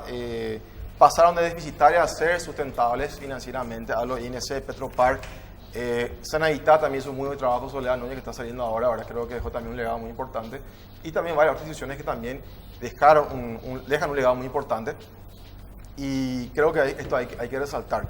Ahora, Jorge, Claudia, si me permiten, la parte que yo creo que debe mejorarse en el aspecto económico, financiero económico, lo siguiente. Lo más importante que creo que debe mejorarse es que los políticos, la clase política, ya distingan y separen en aguas separadas bien, cada uno por su lado, la parte política, la lucha política o partidaria o como sea, de lo que es la parte económica financiera. No podemos mezclar esas cosas. Hace 2 años yo recuerdo que un grupo de parlamentarios iban a irse a hablar con los fondos internacionales y con Moody's, y Standard & Poor's y Fitch, porque decían que el presupuesto era ilegal. Cuando recordarás lo que pasó en su momento, creo que no me estuvo acá hablando de eso, y eso es un bochorno. Hicieron, lastimosamente no hubo consecuencias importantes, pero eso podía haber significado una mayor tasa. Enviaron nota escrita porque se había vetado el presupuesto. Eso es una vergüenza. Hay que ser nacionalistas, señores políticos. Eso uno. 2 también, esto que pasó con el 31M también creo que debe también evitarse. Y digo esto pensando en mañana también, que espero también que mañana pueda ser una jornada tranquila, que no de vuelta estemos en portadas internacionales por culpa de una cuestión política, cuando tienen que entender que ese posicionamiento que tenemos a nivel mundial es muy positivo, pero también negativo en caso que acá pase algo negativo, porque afuera lastimosamente pueden tergiversar las cosas o exageran tal vez y quedamos de vuelta mal parados. ¿Qué más creo que debe mejorarse? La inversión en empresas públicas como la ANDE, SAP, que están rezagados pero por décadas, que también entendamos que esto no lo hace un gobierno en 5 años, pero sí debe trabajarse para que estas instituciones puedan tener un capital propio administrado de manera autárquica para poder invertir y crecer en infraestructura, porque el Paraguay del 1960 no es igual al Paraguay de 2018, 2019, porque hemos crecido en usuarios, así que evidentemente hace falta mayor inversión en infraestructura. Hablo de ANDE, hablo de la SAP, COPAC y otras instituciones públicas que necesitan ese dinero, pero están restringidos con el presupuesto general de la Nación. Punto 3, la APP es una figura creo que muy importante que puede utilizarse, pero lastimosamente primero se da mal comunicado. Hay gente que dice que esto es venta de bien del Estado cuando no lo es simplemente un fideicomiso de administración que crea una empresa una unidad de negocio único, donde el Estado y también el privado son accionistas de un emprendimiento y no se vende nada. Pero debe implementarse eso porque evidentemente el presupuesto de la Nación no es suficiente, ni tampoco emitir bonos tampoco es suficiente. Así que debe aplicarse esta figura de manera inteligente y objetiva, y a la gente que hace opinión sobre esto también informarse más. ¿Qué más? Creo que este miedo, me voy un poquito a la parte jurídica, pero van a ver que también tiene implicancia en la parte económica y financiera.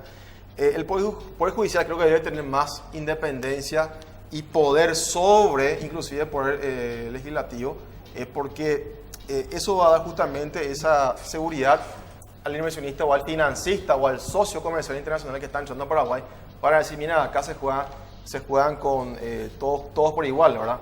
Me encantaría que tengamos acá en Paraguay un juez como este juez en Brasil que le llevó a Lula a la prisión, ¿verdad? Pero lastimosamente acá, por miedo, muchas veces no se ejecuta como las cosas tienen que ser, porque resguardan su carrera, se entiende, pero son cosas que creo que deben mejorarse. Pero en general yo creo que Carti y todo su equipo de ministros dejan un legado muy importante, lo digo de manera muy objetiva, ojo. Pero bien, veremos qué hace Marito con su equipo ahora, el equipo económico va a entrar. Sí tiene la casa bien ordenada, yo creo, para ya ir siguiendo con las políticas pro inversión, pro integración internacional y bueno, pro desarrollo. A ver, José Carlos, hoy escribía yo en La Nación, gobierno de Lugo, cuando gana Lugo se genera una expectativa en la ciudadanía, una expectativa tremenda.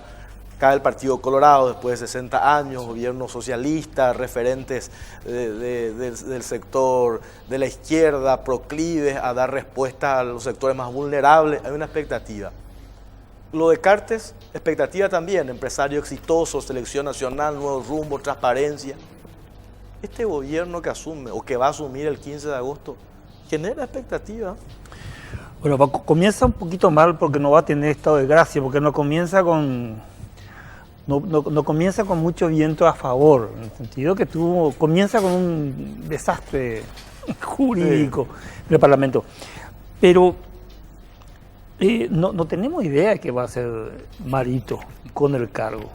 O sea, él dice que no va. Y hay problemas que me parece que querría complementar por la posición del compañero. Nosotros tenemos un desastre en términos de economía en Paraguay que consiste en que, en primer lugar, no se cobra impuesto y segundo, no se cobra impuesto a los más ricos, que son los ojeros y ganaderos, ¿verdad? Que no pagan.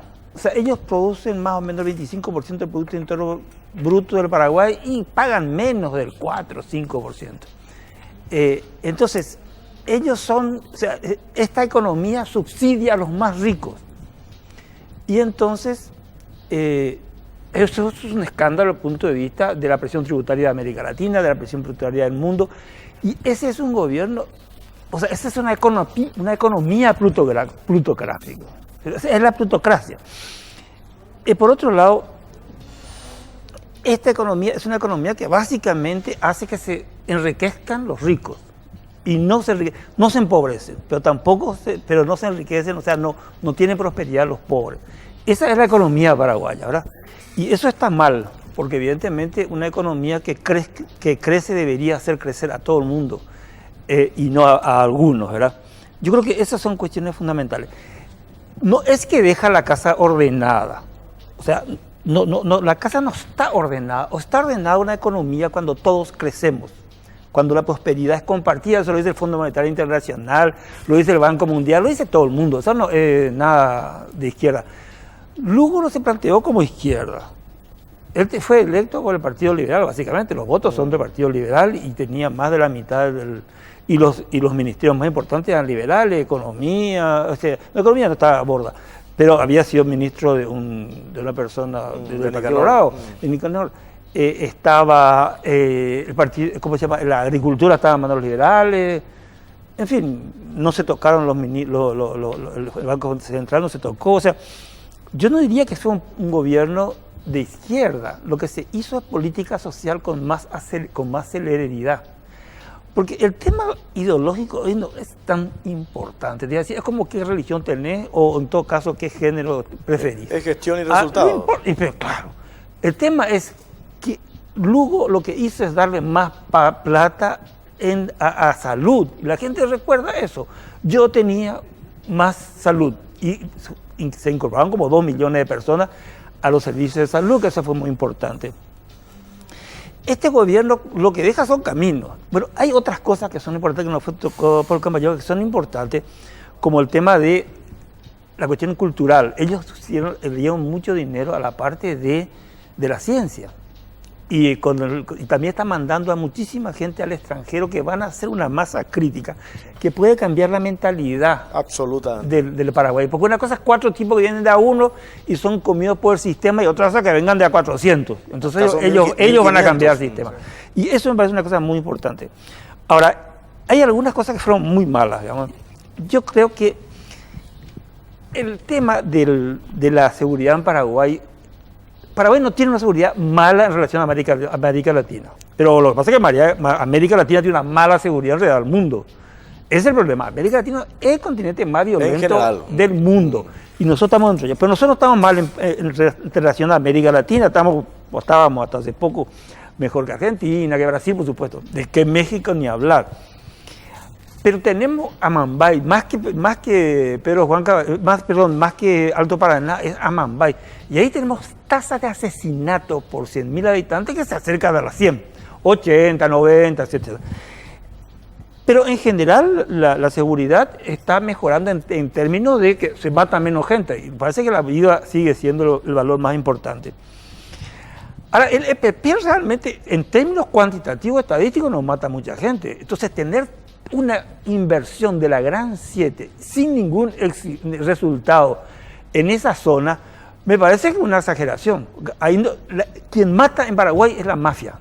Mata. Estoy hablando de matar en estadísticas oficiales de la policía de la capital y del resto del país.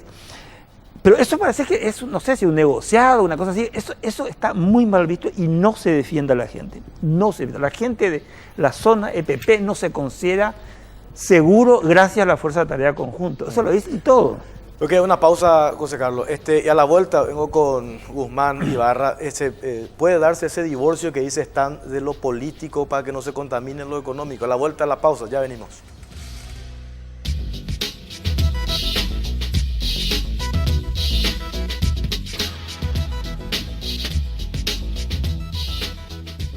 Las tarjetas de crédito del Banco Basa te dan estos beneficios. Los lunes tenés 5% de descuento en todas las estaciones de servicio. Los miércoles, 10% de descuento en spa y peluquerías. El 20 de cada mes tenés 20% de descuento en los supermercados Real. Y esto no es todo. Además, podés retirar adelantos de efectivo de cualquier cajero automático hasta 6 cuotas sin intereses. Y si pensás viajar, hacelo con Gol. Al destino que quieras con 18% de descuento hasta 12 cuotas. Si todavía no tenés tu tarjeta de crédito o para conocer las bases y condiciones, ingresa a www.bancobasa.com.py o llama al 618-7070. Banco Basa, Banco Oficial de la Expo 2018. Ya en el último bloque de Caro Cruz tenemos que hablar acerca del tema de seguridad y vamos a escuchar el momento en el que el presidente de la República reconoce finalmente la falta de resultados con respecto al EPP, pero a la vez se resalta la tarea del grupo Lince y también la eliminación del grupo ACA. No logramos los resultados que esperábamos en la lucha contra los criminales del norte. Si bien logramos eliminar la facción que se denominaba ACA, no logramos aún el mismo efecto con los criminales autodenominados EPP. Aquí también tomamos las decisiones difíciles, pero necesarias. Por primera vez se montó una estructura y un proceso dedicado a combatirlos, aún sabiendo que proponer enfrentamientos generaría pérdidas irremediables y dolorosas. Probablemente la decisión más difícil que tomamos, pero sabemos que el camino es el correcto. Les exhorto a que continúen la lucha y que nuestros errores sirvan para mejorar en el futuro y tener el éxito por el bien del Paraguay. Más temprano que tarde, Paraguay se impondrá por sobre ellos. Que la sangre de los militares y policías que cayeron en defensa de los paraguayos de bien no haya sido en vano. Bueno, ahí está. Guzmán Ibarra, ¿puede darse este divorcio del tema político, lo económico, que no se contamine o eso necesariamente o es inevitable esto que plantea Stan Canova? Bueno, de hecho ese es un problema y es un problema con el que empieza esta pequeña transición atípica del nuevo gobierno, ¿verdad? Con mucha inestabilidad. Y es que no solo el sistema económico, sino la democracia misma como sistema político necesita de instituciones fuertes y de reglas de juego claras, donde los actores políticos respeten esas reglas de juego. Entonces, aquí hay un desafío, y me parece que el desafío fundamental del actual gobierno que tiene que ver con sostener una coalición parlamentaria que le permita gobernar, ¿verdad? Hasta el día de ayer ese era todavía el principal desafío. Esta semana al parecer lo consigue en la Cámara de Diputados, lo consigue en la Cámara de Senadores. Ahora el problema es cuánto tiempo va a durar esto, ¿verdad? Sí. Y sobre todo teniendo en cuenta algunos aspectos vinculados a la reforma, la eventual reforma política, la eventual reforma constitucional, que yo creo que sí, que es necesario en muchos ámbitos, por ejemplo, la cuestión de la inclusión de la reelección, del balotaje, etcétera, etcétera. Entonces, es un foco altamente conflictivo, de posible conflicto, y ahí se va a ver un poco la capacidad que tenga el gobierno de mantener esta coalición. Eso es lo fundamental para que eso no incida de una forma muy negativa en lo positivo que se avanzó en la cuestión económica, ¿verdad? Hay otros aspectos que me parece que sí, que hay que mejorar en el ámbito económico, la desigualdad. O sea, en el 2013 el 10% más rico tenía el 40% de los ingresos. Hoy ese porcentaje se mantiene, entonces hay que generar políticas que distribuyan mejor lo que se gana en términos económicos. Ahora sí, definitivamente, el desafío de establecer una institucionalidad y una regla de juego y sobre todo de competencia donde los actores políticos reconozcan y respeten esa regla es fundamental para mantener la estabilidad y la economía, por supuesto, sin duda. Comisario, tenemos que seguir con la fuerza de tarea conjunta por un lado y por otro lado. Juan Ernesto Villamayor, futuro ministro del Interior, le preguntaban sobre el grupo Lince. Él dice, yo no estoy de acuerdo en dividir la policía. Esto yo asumí a partir de esas declaraciones, va a desbaratar el grupo Lince. Bueno, primero me preguntaste sobre el tema de la fuerza de tarea conjunta. La fuerza de tarea conjunta debe de seguir trabajando, o los militares deben seguir trabajando en la zona. Pero hay que, fundamentalmente, yo creo que está algunas estrategias en materia de persecución de este grupo de forajidos. Está mal encarado. Fundamentalmente porque este es un problema de seguridad interna y es un problema eminentemente un trabajo policial. Porque no hay un grupo armado terrorista con una organización militar estructurada. Para mí es un grupo de forajidos, un grupo de delincuentes comunes que están con fines que no sabemos, pero están en la zona y que debe de aplicarse técnica policial en la persecución. Sin los militares. No, se puede también, ¿cómo no? Pero a la fuerza de tarea conjunta hay que darle un papel de seguridad de la zona. O sea, que siga ahí fortaleciéndola. Y darle una capacidad de acción en caso de que tengan la necesidad de operar. Pero hoy la tienen, esa capacidad de acción. Sí, pero acá hay un problema. La autoridad en esa zona es la fuerza de tarea conjunta. En esa materia. La ley le da a ellos la facultad. Entonces la policía ordinaria, la policía que está ahí, no puede desarrollar un trabajo porque tiene que ser con la fuerza de tarea conjunta. Y ahí surge un problema. Y como este es un trabajo policial, el grupo de búsqueda no tiene que ser un ejército. El grupo de búsqueda tiene que ser un grupo pequeño, muy pequeño, bien estructurado, bien formado y con un elemento fundamental que es una inteligencia de alto nivel. ¿Qué es lo que falta? Y el tema, para redondear, porque tenemos que ir redondeando, el tema del grupo Lince, ¿qué decía, comisario? El grupo Lince no es un grupo diferente a la policía, es un grupo policial, no lo podemos dividir, no es una división, sino que tiene una acción táctica determinada que tiene de dar seguridad a la población. Tiene que continuar. Pero lógico que hay que fortalecerlo, porque evidentemente cuando baja el 50% de los hechos punibles que ellos persiguen, o más 70%, es decir, que el éxito es indiscutible. Sí. Y hacer 30 segundos cada uno para cerrar. ¿Tenemos que seguir con los bonos soberanos? Yo creo que sí, pero controlar dónde se coloca ese dinero, Jorge, y castigar a la gente que malversa ese dinero, pero castigar en serio. Eso. José Carlos, tema social, hay que apuntalar salud, insistía yo quería hacer una complementación. Hay una evaluación bastante buena que hizo el Ministerio de Hacienda y anteriormente lo había hecho el Banco Mundial, que es cuál es el efecto del gasto público sobre el Gini, que es la desigualdad. Y efectivamente, salud, educación, tecomora, adultos mayores, mejora. O sea, baja el Gini. Pero ¿sabes qué es lo que aumenta el Gini? La tributación.